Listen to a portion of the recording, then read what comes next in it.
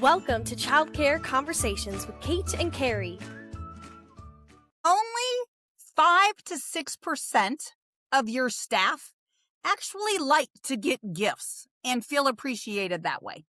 I mean, a lot of people, it depends on the gifts. If it's $1,000, I bet all of them would like that. Okay, so we're going to talk during this episode about all the things that childcare directors do to get staff appreciation wrong. Not right. We're going to talk about the common things that happen and why those don't necessarily resonate or send the message you're intending. So thank you for joining us on Childcare Conversations. I'm Kate. And I'm Carrie. And we are going to talk today about getting you ready for Staff and Teacher Appreciation Week, which falls early May every year. And I love the fact that it kind of reminds me of things like holidays, even time changes, when people kind of forget that they're coming until they're here. And Week of the Young Child, which is almost here right now. So whether Teacher Appreciation Week, I think there's a School Administrator Day. We only get one day. School Secretary, they get a week also. Like all of it comes at this time of the year. But here's the thing that, again, I'm pulling out some of the old hits. We hear people go, I buy them pizza all the time and nobody even cares. Or my favorite, I gave them a gift card to Starbucks for $5. Like you can't even buy drip coffee for $5. So we hear a lot of that. Yeah. And we heard a lot of that, in 2021 and 2022, when people had their magic COVID money and they were like, well, I rented a house at the beach, and then they all wanted to bring their significant others. And then some thought you had to be married and they wanted to bring their kids, and other people said, no kids. And it just seems like more work than I'm going to, why would I even bother trying to do something nice for my staff? They're just complaining about whether boyfriends and husbands and girlfriends and children can come. Well, let's start with the basics, right? So first of all, do you know how all of your staff like to be appreciated? And if you have not done this as a staff training, I'm going to strongly encourage you to do this. And it is basically love languages in the workplace. It is called 5 languages of appreciation in the workplace. So know what your staff is. We've done this with staff who knew each other for over 20 years and they were still surprised. They still had aha moments because they hadn't really thought about the fact that the time that their staff get the most excited is when they come to their program and just spend 20 minutes with them, or they just go out for a cup of coffee. Because what is that, Carrie? That is quality time. That isn't a gift. It's not about the cup of coffee. It's about the time. Oh, and that's easier to budget. It doesn't cost me as much money. But you have other people who, if you went into their classroom and just hung out with them, they'd be like, get out of my space. I got stuff to do.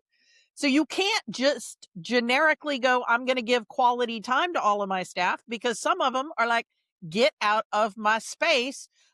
If you're in my room, I presume you're trying to tell me something, or you're looking for me to do something wrong. And so that's not going to work either. Oh, you have to know them. I just realized we didn't tell people what the 5. So we just presume that at some point in time in your life, you've probably heard the 5 love languages. And so we think that you know what they are, whether they apply to somebody how they like their taco, or, what other example you may have heard at some point in time. So let's talk about what they are.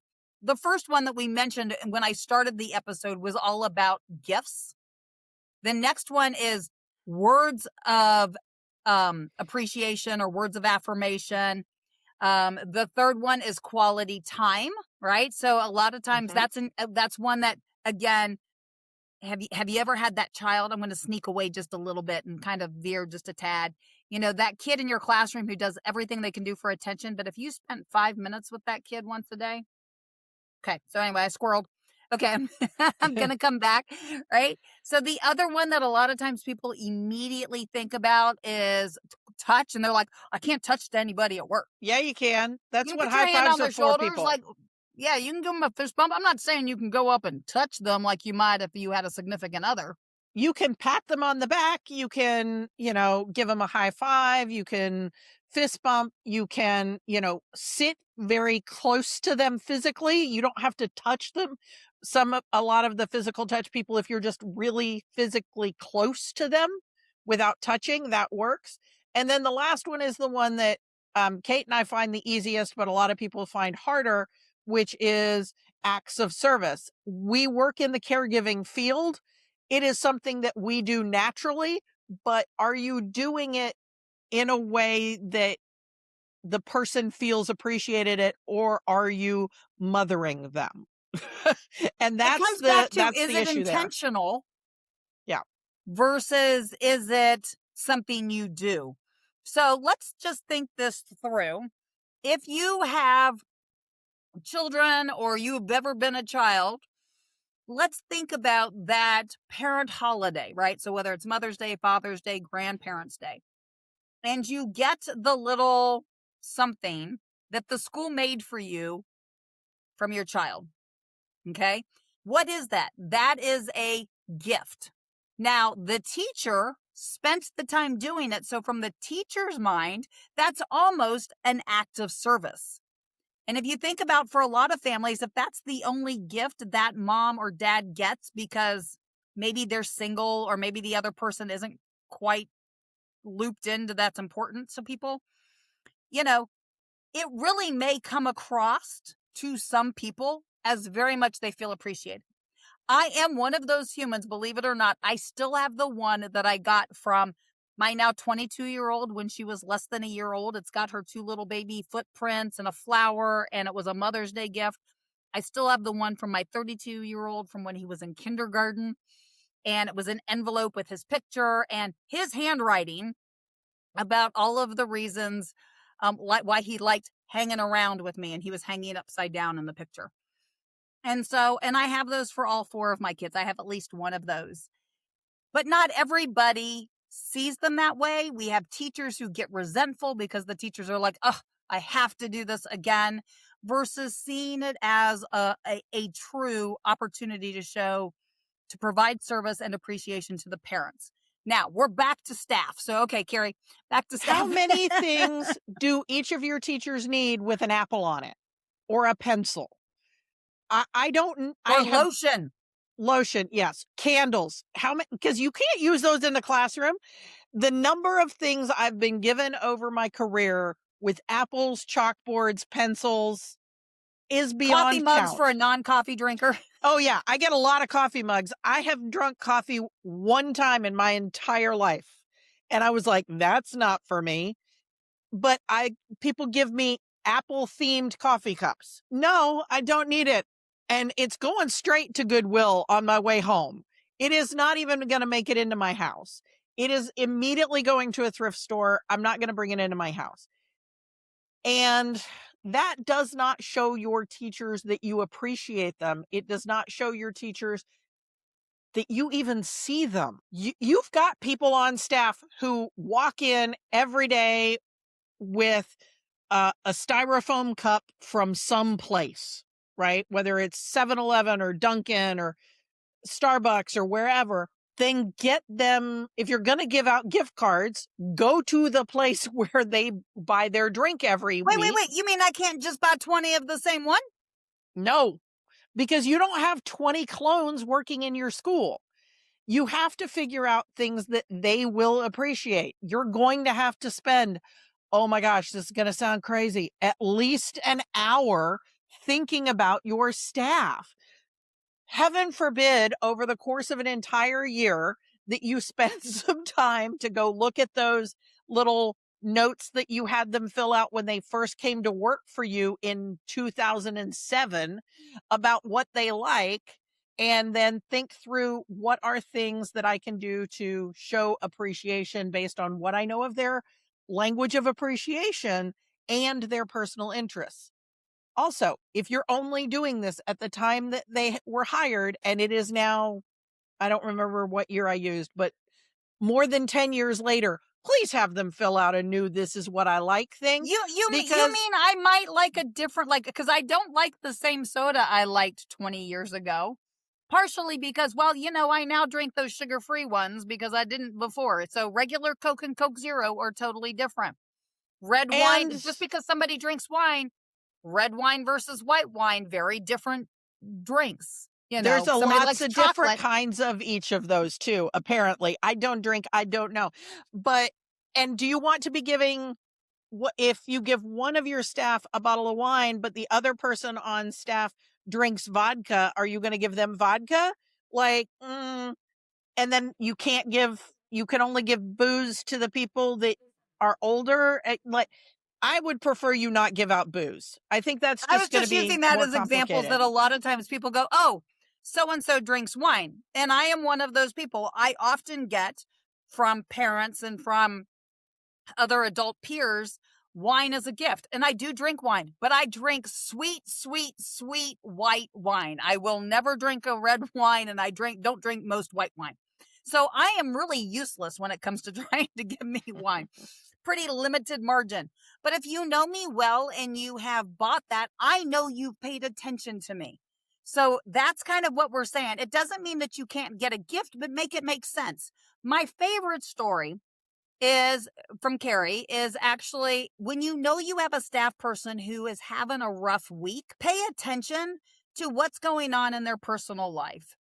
When's the last time you gave your staff movie tickets so that them and their significant other can go to the movies, and then you offer to have the kid come hang out with you at the childcare center? I'm not saying you start babysitting everybody's kids, but it's think about what would make sense. And if you aren't sure, because there are some of us who just don't get gift giving or appreciation, because part of it is we think gift giving and not appreciation. But if you took the time and you got Sonic gift cards for those who want the Sonic, and you make it an amount that they can actually do something with, maybe you write a note that says, hey, dinner's on me tonight. Take your boys to Sonic. I want photos of y'all with your corn dogs. And I've included tickets to the movie theater, or so you've written something. So they've got words of affirmation. You're giving them a gift, and you're also giving them an opportunity for quality time with their family. So it may not be quality time with you, but it may be quality time with their family. Now, that's not going to look the same for Susie Q, who's single. So Susie Q, who's single, but she keeps talking about wanting to go dancing or something. And so maybe you get her some, a cheap bundle, or maybe just a lesson of dance classes, because that this is something she keeps saying she wants to do. But this is because you've listened and you've paid attention and you've had real conversations with your staff. And you want to make sure that you're doing something that they know they feel appreciated for. What are the things that they enjoy doing? You've got somebody on your staff who is a D&D person on a Saturday.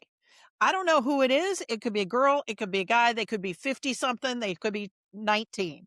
But there's probably at least one person on your staff who is a D&D person. Getting them a really nice dice rolling box. I don't know why that's important. I just know that it is for the people who love to play D&D. They want a dice rolling box. There's also some great books about being female dungeon masters. I'm just saying. Yeah. I mean, are they, on the side, a watercolorist? Are they, what are the things they're interested in? If they're a watercolorist, I will tell you, get them some Arches paper. They will love you. You can get it in very small amounts. It's way more expensive than the average preschool teacher who dabbles in watercolor is going to spend on themselves. And you can get them 2 or 3 pieces, and it feels like a luxury to them. But again, it's not the gift so much as the knowing that they do watercolors on the side. I had one teacher who loved, when kids graduated from her class, she made them applique t-shirts. And so getting a bundle of fat quarters of fabric that person can use to make those appliques. Again, it's I paid attention to you. I see you. And when you've got staff who are having a rough time in their personal life or in their classroom, go and tell them, I see that you're having a hard time. Do you want me to just sit here with you, or is there anything I can do to help? Okay. So one last thing I want you to remember, and here's one of the reasons why you can't do the one size fits all. Every single one of us have a diverse population in our program. They probably come from different faiths, different backgrounds, different cultures, and you probably got at least one guy. Wait, are you Please, saying that the schools are not full of minions?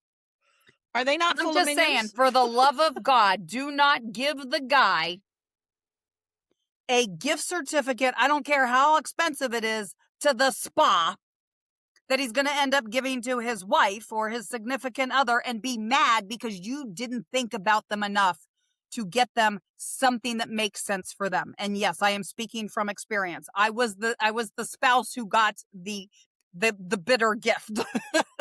Well, but the same would be true, like, if you are giving out gifts around religious holidays and you've got people in your program who aren't of that religious faith or are of no religious faith.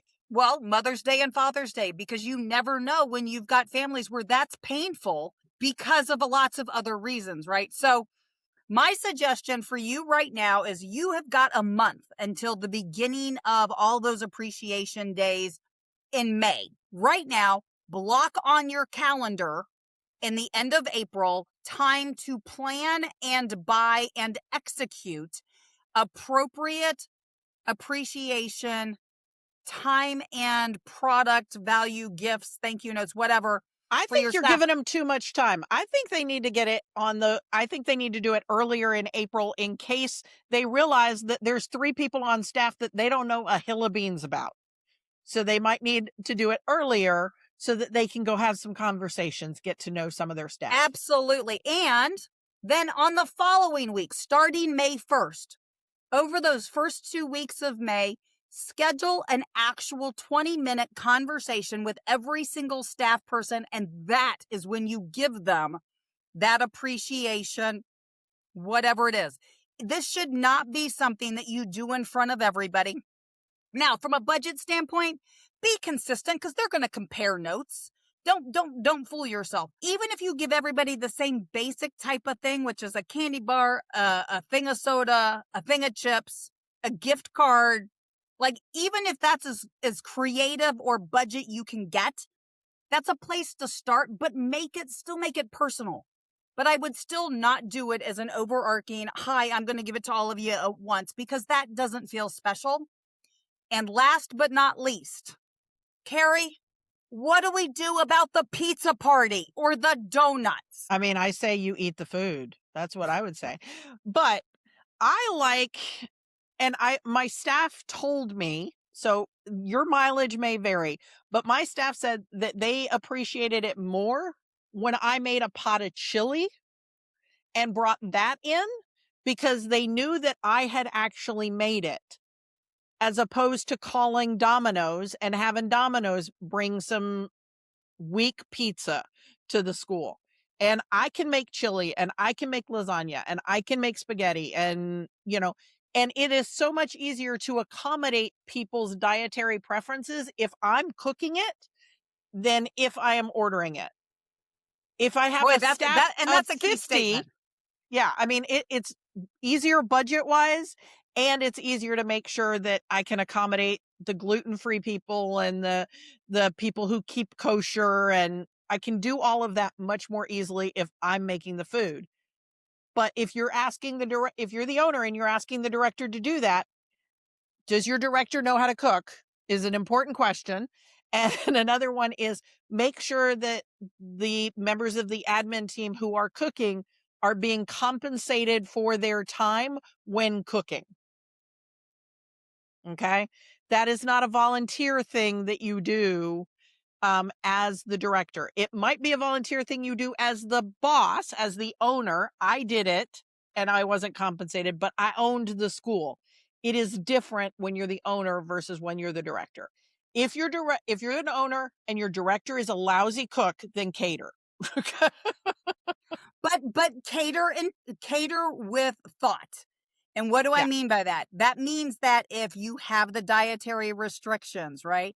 If you've got folks on staff who and that doesn't mean that I have a vegetarian I have a vegan, so I'm going to order the pizza from Papa John's and I'm just going to order them a salad. That just, no, thank you. No, thank you. Find something that someplace you can order from that can help with that dietary restriction. It may take more thought than pizza, but you're also introducing them to new kinds of food. Chinese places or Asian food restaurants are easier to find vegan and vegetarian options. But you know what? There's nothing wrong with having a baked potato bar and having chili and having Fritos and having all kinds of options and letting people have baked potato or walking Frito pie or, and if you're going to do that, have 2 different types of chili. Okay. So on that, make sure that you go to childcareconversations.com. If you are a director and you are still trying to figure out what conferences to go to over the course of the rest of the year, download our field guide. We have put a lot of time and energy into kind of cultivating really good leadership programs over the course of the next 4 months. And we'd love for you to grab that and plan. So make sure you're looking into the July and August events because you probably need to plan for those. And we hope to see you soon. And we will talk to you in a couple of days. Thanks for tuning in. We love bringing you real talk and fresh insight from the world of early childhood education. Be sure to follow us on social media to stay connected and catch all of the latest episodes. And if you're planning a conference, training, or special event, Kate and Carrie would love to speak to your audience. You can learn more about their keynote sessions and workshops at kateandcarrie.com. If you learned something today, share the show and leave us a review below. We'll see you next time on Childcare Conversations.